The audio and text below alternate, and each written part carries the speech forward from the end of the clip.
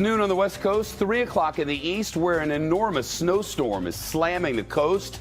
A bomb cyclone even, but perhaps paling in comparison to the political winds blowing in Washington.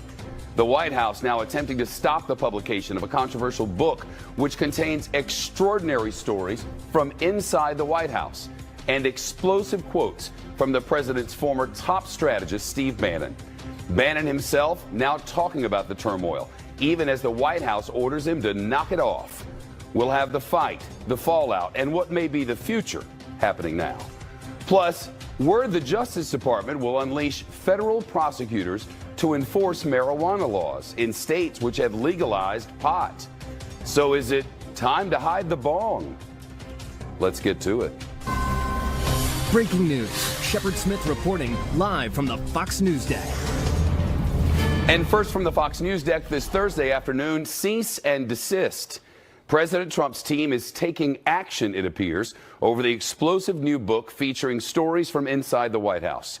The president's lawyer apparently trying to stop its publication and threatening to sue the former chief strategist Steve Bannon over comments the book attributed to him.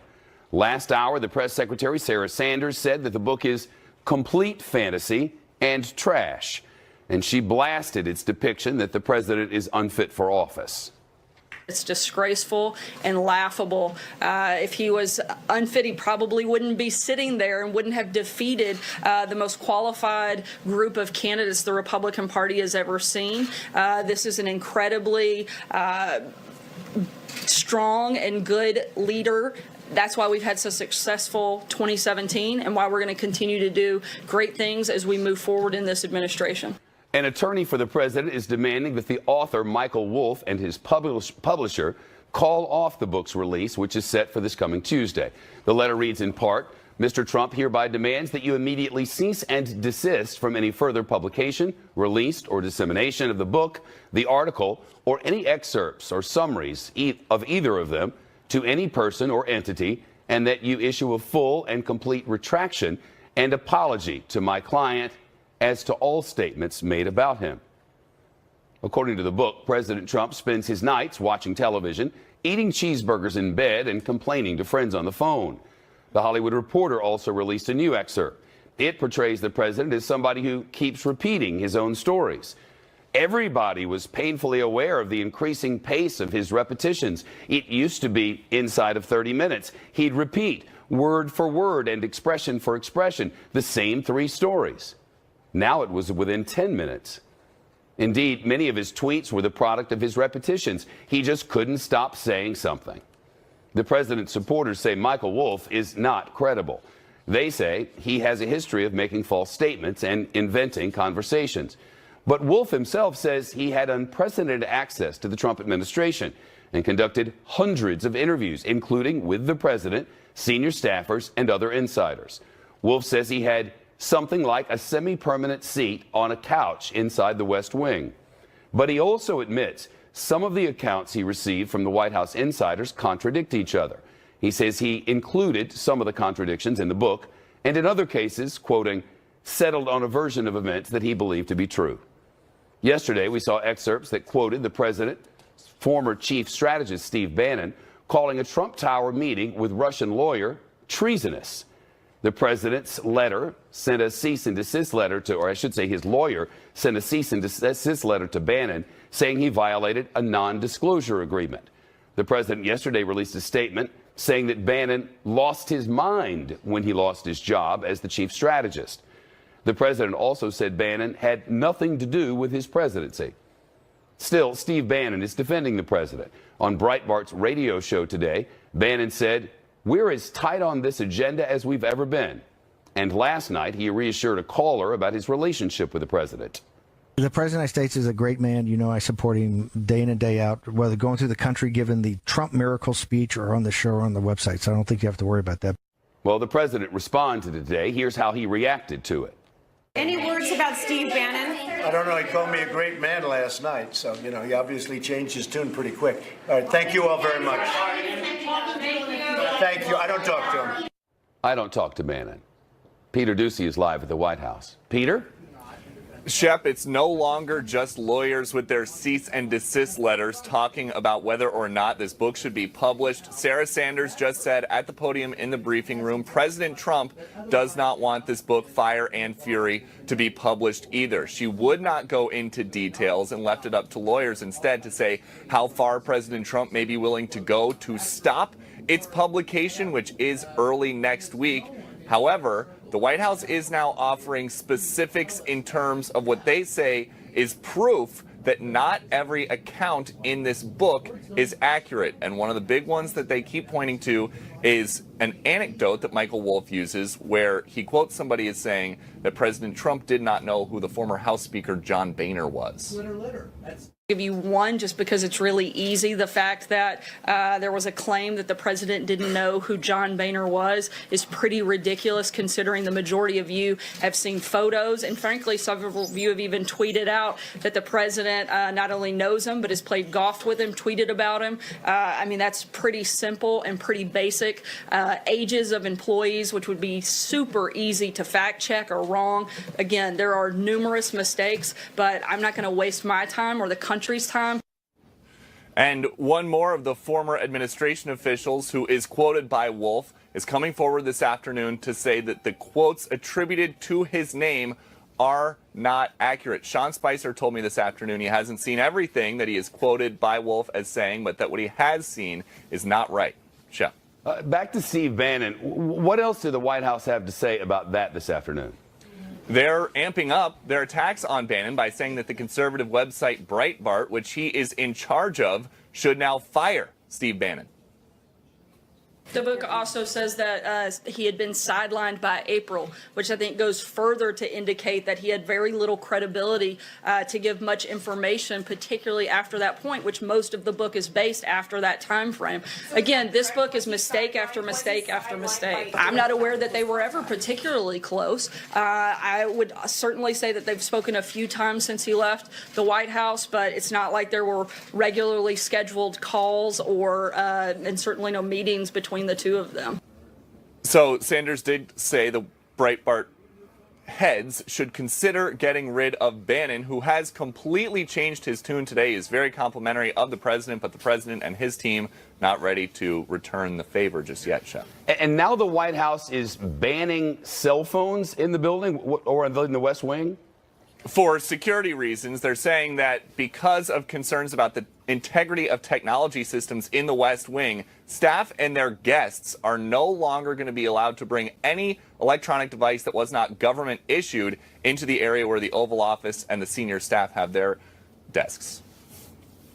This is about the security and the integrity of the technology systems here at the White House. This is something that has been in process and in the works for over 6 months, and we were making sure that all of the information and the ability for the government phones to increase their ability for other application so that we can comply with Presidential Records Act. So the announcement about the cell phone ban, personal cell phone ban, has been long discussed, but it does come just one day after reports started to surface that some of these accounts, some of these interviews that are attributed to senior staffers who have since come forward to either deny their accuracy or claim that they were off the record may have actually been recorded. Shep. Peter Doocy live at the White House. Peter, thanks very much. Let's turn to John Bussey now, associate editor of the Wall Street Journal, with which this channel shares common ownership, and he's also a Fox News contributor. Good afternoon. Hi. Some quotes here. The first one from Bannon, A1A, treasonous. He says the three senior guys in the campaign thought it was a good idea to meet with foreign government inside Trump Tower in conference room on the 25th floor with no lawyers. Even if you thought that was not treasonous or unpatriotic or bad stuff, and I happen to think it's all of that, you should have called the FBI immediately. Treasonous, he says. Pretty interesting language coming from a man who was a chief advisor to Donald Trump candidate and then subsequent to that Donald Trump president. There's two implications of this material that's coming out now. One is exactly what he said, this comment being one of them, but also what it means for the 2018 midterms. What he said is going to just, it's just going to give, if it didn't already have it, continued momentum to the Mueller investigation. This kind of language, questioning the sensibility of that meeting with the Russian lawyer in Trump Tower. But he went beyond that. He said he talked a little bit about the issue of money laundering, and as you well know, Shep, that Mueller has hired some of the best money laundering expert prosecutors in the land, and he's looking deeply at this issue of money laundering. Whether or not this bumps up against the Trump organization, we don't know yet. But Bannon's language in the book, again, which he has not denied, he has not denied this language. This is all about money laundering, he said to Mr. Wolf. The path to, quote, Trump goes right through Paul Manafort, Don Jr., and Jared Kushner. It's as plain as the hair on your face. Now, what does that mean? What is he saying? What is he suggesting there?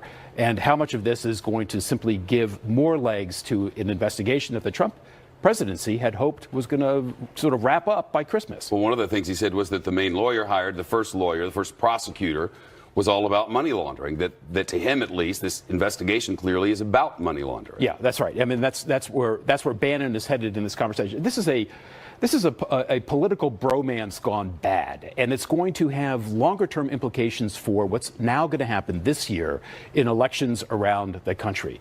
The Trump group of the electorate now is kind of split between those people who are going to support President Trump and those who support Bannon and sort of the nationalist image that he has for the country and the agenda that he helped set that got Trump elected, the language of that agenda. There's going to be a split. If you're a candidate out there, you're a Republican candidate, do you sort of welcome Steve Bannon's endorsement at this point? Is that going to cross you with the President of the United States, or do you shun it? That's the cleavages that you're going to see, along with the cleavage that has the establishment GOP kind of off on its own at this stage. You know, the allegation is that for Trump, winning was going to be being the most famous person in the world, that he was going to parlay that fame into a news network, A1C now. And here's a quote about the election night. Trump did not enjoy his own inauguration. He was angry that A-level stars snubbed the event and visibly fighting with his wife, who seemed to be on the verge of tears. Throughout the day, he wore what some around him had taken to be calling his golf face, angry and pissed off, shoulders hunched, arms swinging, brow furrowed, lips pursed. So the administration is saying, just don't believe this book, that there are a lot of untruths in it. It's going to be tough for an administration that has had trouble presenting the truth itself and has been caught in any number of falsehoods. Hundreds. Lecturing somebody else about truth telling. Again, the implications for this politically in the United States are notable and will kind of play out as this year goes on. Jerry Seib has a very good, our correspondent Jerry Seib has a very good video on WSHA.com about this right now, about what are candidates now going to do? How are they going to confront yet another change in the landscape for Republican candidates? There's the matter of leaking inside the White House, and today we hear about this cell phone ban in the West Wing. That's discussed as well. As details of Trump's personal life leaked out, he became obsessed with identifying the leaker.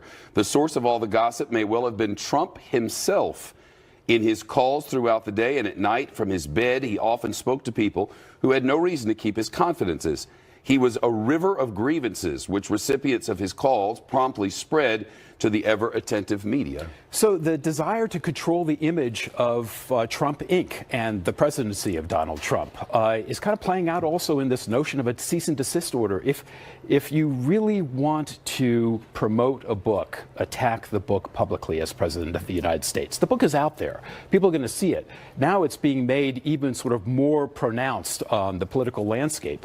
It's probably not the best way to go about trying to squelch something that's critical of your presidency. Yeah, that's how it appears. Thousands, tens of thousands of pre-sales. Yep. John Bussey from Wall Street Journal, thank you. Sure. So President Trump's lawyers firing off letters to try, apparently, to stop this new book from ever hitting the shelves. We'll speak with a Justice Department lawyer about the Trump team's chances and their accusations against Steve Bannon. Plus, why the president's lawyers may not want to file suit no matter what. And have you seen the Dow today? A major milestone as it tops 25,000 for the very first time. Will it stay there for the closing bell? Under all circumstances, they will be snowed in lower Manhattan. 1 to 3 inches, they said yesterday. They're not. More now on the president's attempt to stop the release of Fire and Fury, a book which paints a negative picture of his time in office so far. I mentioned the president's lawyers have sent a cease and desist letter to the book's author and publisher. So what about the chances that might work? Let's turn to Stephen Mulroy, former federal prosecutor, former Justice Department attorney, currently a professor at the University of Memphis, where he teaches constitutional law. Professor, good to see you. Thank you. Thank you. Cease and desist letter to a publisher and an author. Chances of that are what? Slim and none, I would say. Under the First Amendment, the prior restraint doctrine really disfavors the idea of preventing the publication of a book. If there is some damage, defamation or something of that matter, you can handle that later on after the fact by a suit for damages. But a prior restraint against publication of the book, I think very unlikely a court would grant that. Is defamation a tall order in a court of law, especially for a public figure?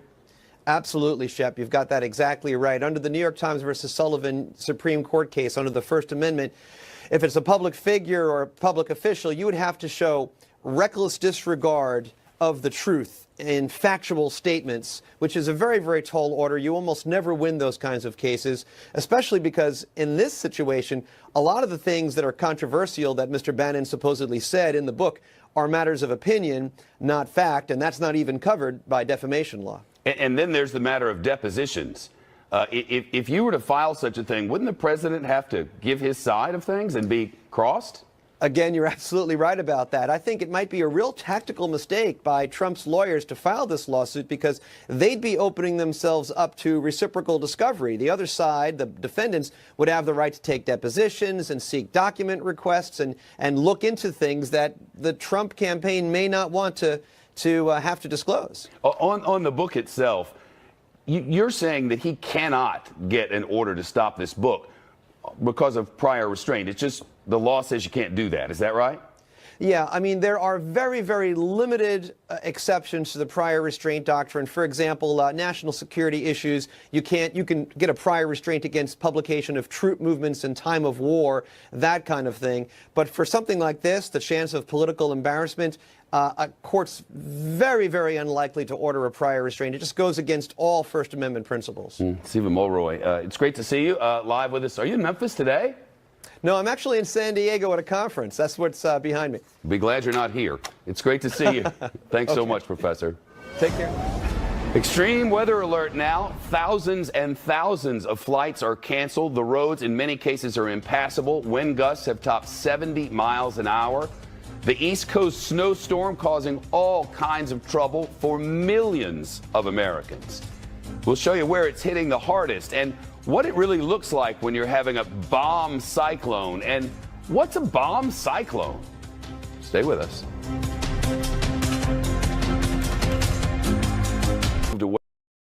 Ago, headquarters of Fox News in New York City, and I got to tell you, in just about 15 minutes ago, it was like a blizzard out there and had been since the wee hours this morning.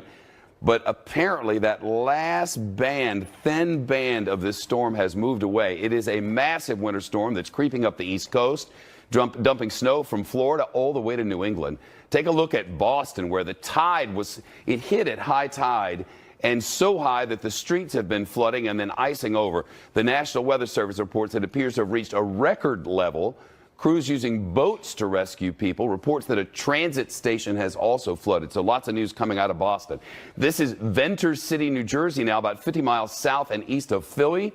In Philadelphia, forecasters there say parts of the Northeast, snow is piling up at a rate of 3 inches an hour.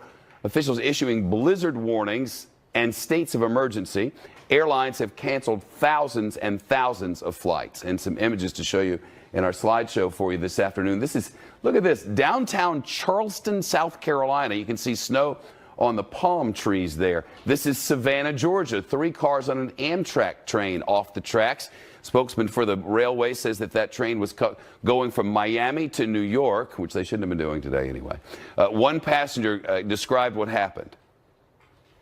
We're trying to pull up normally, but the switch was frozen. And after like an hour of trying to defrost it, they gave up. So we passed the station and then we were gonna back up into it. But then the baggage cart derailed. Well, be glad you didn't make it all the way north. Thankfully, nobody hurt. This is also Savannah. Some kids building a snowman in a park. The governor of Georgia has declared a state of emergency for more than 24 counties until tomorrow. Here's a worker removing snow outside the White House. And one last one. This is Nantucket up off the coast in Boston. And you can see this is they're calling it a Slurpee wave. It's so cold that the waves are turning to slush. Jerry Willis from the Fox Business Network outside our world headquarters in Manhattan. Jerry, it just stopped just in time for you. You think it's better out here? Is that what you're telling me? You think the snow is better? Listen, I am wearing a coat certified to 45 degrees below zero. Look at this hat. This is a very, very serious storm. Look over my shoulder here. You can see the temperature at 22 degrees, but this doesn't tell the whole story. We've been dealing all day long with high winds and snow just flying into everybody's faces. I want you to see what's going on over here on 6th Avenue. Take a look. Frank, you can come with me. We've had a lot of traffic out here despite the fact that the Mayor de Blasio, telling everybody, hey, don't drive your cars today. But what's going on? Everybody and their mother is out here. Cars all over the place, and they're sliding. By the way, de Blasio told folks that you'll probably never see the street out here because we don't think we can get it uncovered. So lots going on there. But I got to tell you, what would be really great is if you were out here with me. What kind of world are we in when the business reporter is outside in the snowstorm and Shepard Smith is in the studio? Yeah. Life is unfair. 24 hours off the beach, Jerry. It's been a shock to the system. The storm is actually about 250. I hope you're having fun. We could have fun out here, though. We could. I would lend you the jacket, maybe the hat. The great Look folks at at Rockefeller Center, though, they're very good about plowing our sidewalks. So the sidewalks aren't too bad. They are, but I got to tell you, the only bad thing about this snow, Shep, it's not like if I can make a snowball, I certainly would. Yeah, it's light and fluffy. Easy to shovel, at least. Not too bad on your back. Yeah, not too bad. Not too bad. You know, Jerry, this storm is actually 250 miles offshore. Were it any closer, you can see the center of the thing. Were it closer, we'd have feet of snow and hurricane-force winds in New York City. And even with this distance, forecasters say the storm has brought wind gusts around 70 miles an hour in some areas. They call it a bomb cyclone. Scientifically, it's bombogenesis. Technically, that means the pressure drops 24 millibars in 24 hours, but for us, it just means blinding and blowing snow. Take a look at the satellite image in this storm. I mean, you can see it's just insane. It looks like a hurricane. Its outer bands roaring over the northeastern U.S. Forecasters say it could bring blizzard conditions in some areas, especially to the north of us. For Boston, it is far from over. Adam Klotz is in the Extreme Weather Center. A walk to the subway this morning, if that wasn't blizzard conditions, I don't know what blizzard conditions are. Yeah, it has to get worse than that, and it was brutal in New York City the last couple of hours. As you talked about the distance this is, the center of circulation, which is happening right there at the end of this radar loop, the distance it is from shore. Well, as it runs to the north and to the east, it's going to get closer and closer to shore. So if you live farther northeast of New York City, you are going to see a worse version of this storm as it moves that direction. And we're already seeing that at this point. Here's your satellite and radar again. We've seen heavy snow consistently with temperatures at 30 degrees in Boston. The same is true in Providence. The snow a little bit lighter, as we just saw in New York, and stretching back down to Philadelphia and D.C. as it's getting on the backside of this system. But if you are in Maine, Boston, through the Providence area, all spots where, unfortunately, the snow is going to continue to come down harder and harder. We're still under winter storm watches and warnings from the mid-Atlantic stretching all the way up to Maine. Everything that you're looking at in the red, that is the blizzard condition. The reason you get that is because of the whiteout conditions, the gusting winds.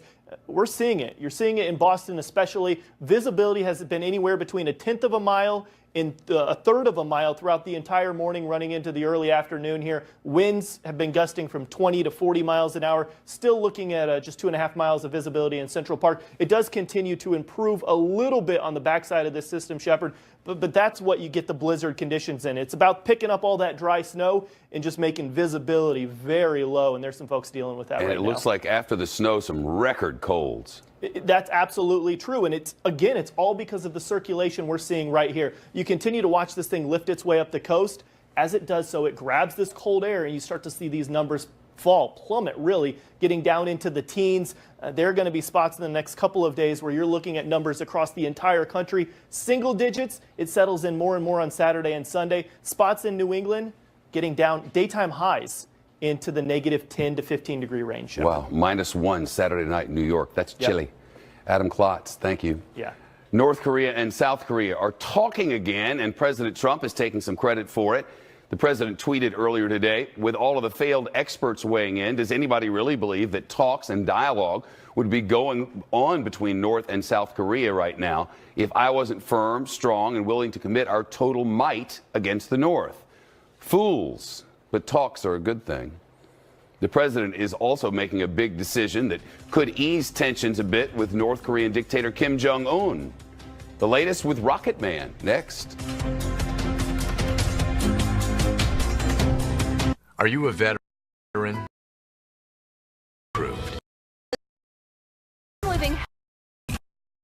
I'm Leah Gabriel with the Fox Report and more of today's headlines.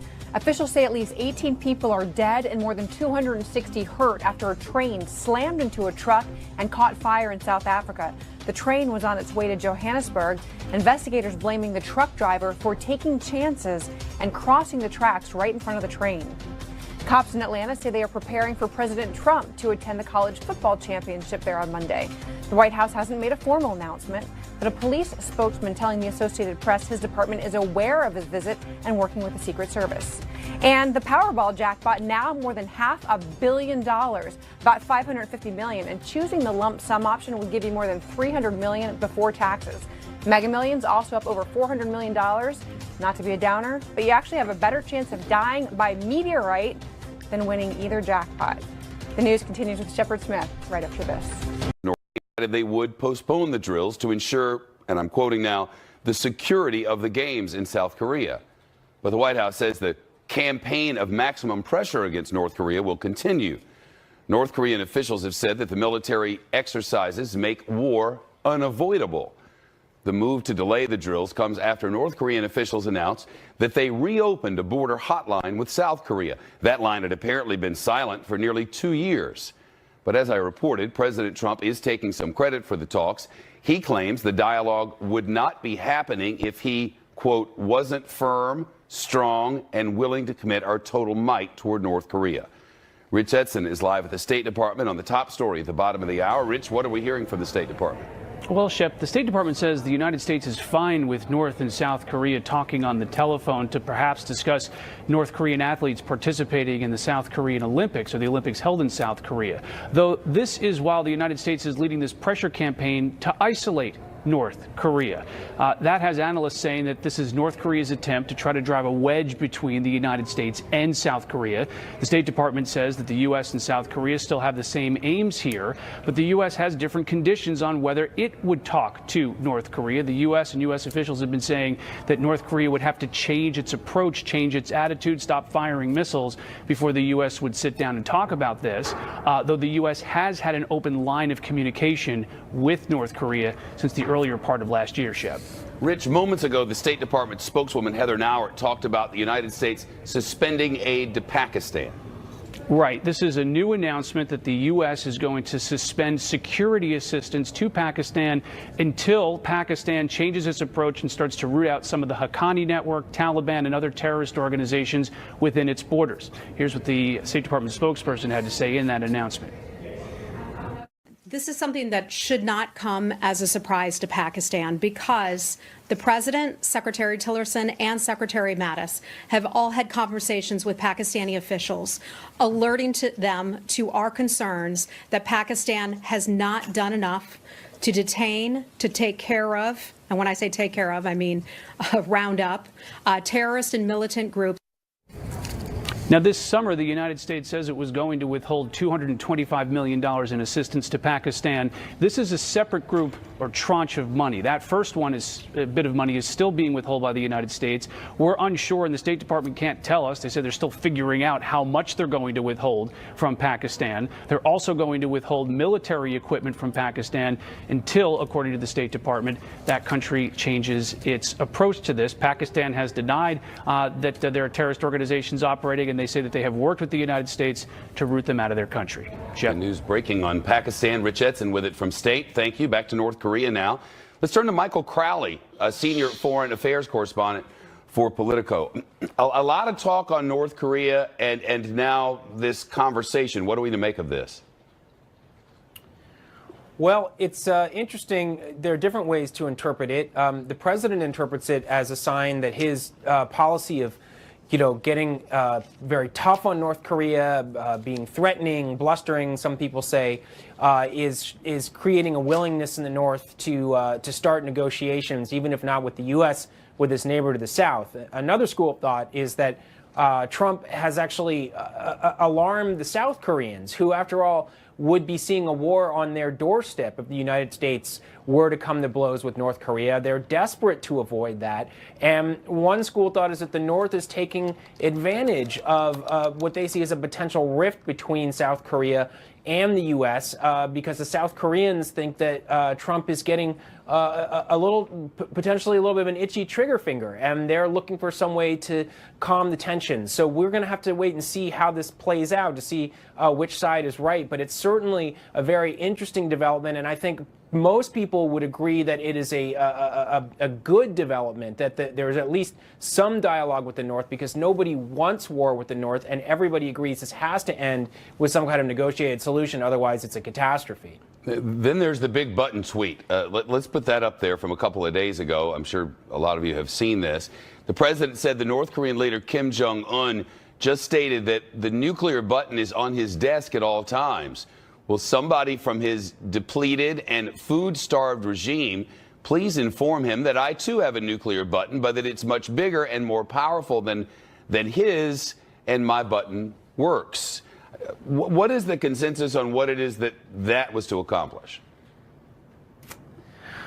Well, I got to tell you, Shep, that among sort of foreign policy professionals in Washington, the consensus is that was not a great move. There are definitely dissenters, Trump allies and supporters who disagree. I'll give you the first piece of it is that people say that was hot-headed, it's reckless. You have to communicate extremely carefully, particularly when it comes to nuclear weapons. You can't get into this kind of blustery, loose talk.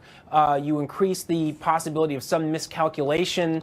You have to message your threats involving nuclear weapons so carefully. What the Trump White House and Trump allies would say is, look, we have basically been too gentle with the North Koreans for years as they're advancing toward this capability of being able to potentially strike us with nuclear-tipped ICBMs. It's time to show them we really mean business. It's time to make clear to them that we will attack them before they have the capability to attack us. And the president is really just following through on a policy that he has already made clear, which is that he's taking a very hard line, and that these tweets don't actually represent a change in U.S. policy. It's all rhetorical, and that people are overreacting to the tweets. But really, Shep, I think a lot of people were quite unnerved and worried and alarmed by those tweets. There are a lot of people who think that we're on the brink of war. I don't think we are quite at that point, but the president should be sensitive to how those tweets are being read, both at home and abroad.